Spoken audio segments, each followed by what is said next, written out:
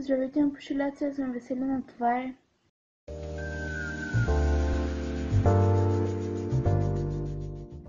Здравейте, аз съм Веселина, днес ще играем на Студент богат с Зина. Здравейте, аз съм Зина, това е.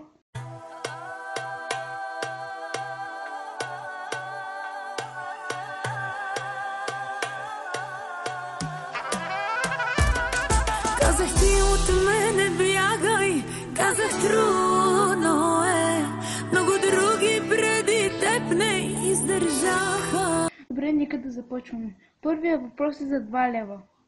Кой създал българската държава? А. Хан Аспарух. Б. Христо Стичков. В. Хан Крум. Г. Симеон Първо. Дай 50 на 50.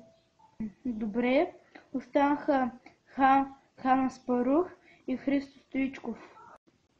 Христо Стоичков футболист, ама... Що пък да ни е създал държавата?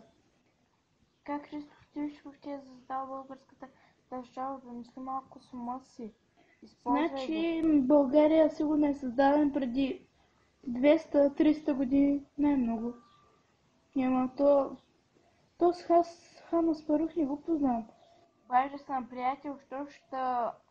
Искам да се обади на приятел. Звъни на моята НДПЗС КССЗС. Е какво най-добра приятелка, с която се снимаме за селфи. Ало, Муцка, там ли си? Да, тук съм. Само да те попитам нещо набързо. Питай, че е сега да излезе. Кой е създал българската държава? Провери от интернет. Добре. Хан Аспарух. Добре, благодаря ти, Муцка. Добре, най-накрая ще чуя ли отговора на въпроса ми? Ще чуя ли? Спокойно бе, за къде бързаш? Хан Аспарух. Добре, познам. Следващия въпрос е за 10 лева. Кое от тези растения е дърво? А. Иглика. Б. Дъб. В. Бъс. Г. Лале. Лалетата не растяха ли по дърветата? Мозъкът ти расте по дърветата. Мисли малко, ма. Б е верният отговор. Не ми вярваш. Виж малко, започна да играе на онче-бонче. Да. Гати... Боже. Такива хора ли има в света? Реших. Давам отговор. Дъб. Верен отговор. Следващия въпрос е за 50 лева. Мога да си използвам жокера, нали? Да, може, ще задавам въпроса.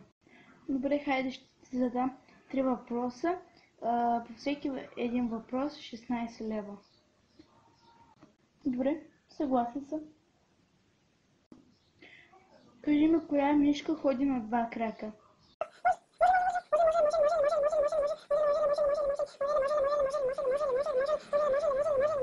Даде, нали те питам?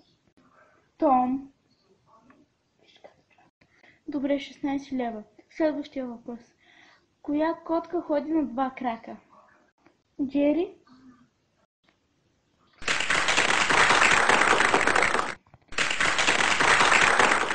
Малко започна да ми се хвали. Добре, кажи ми коя патка ходи на 2 крака. Коя? Доналд Дък, разбира се. Чакай. Патко с патко. Всички патки ходят на 2 крака. Да, може да е така, но Доналд Дък е патка и ходи на 2 крака. Изигран.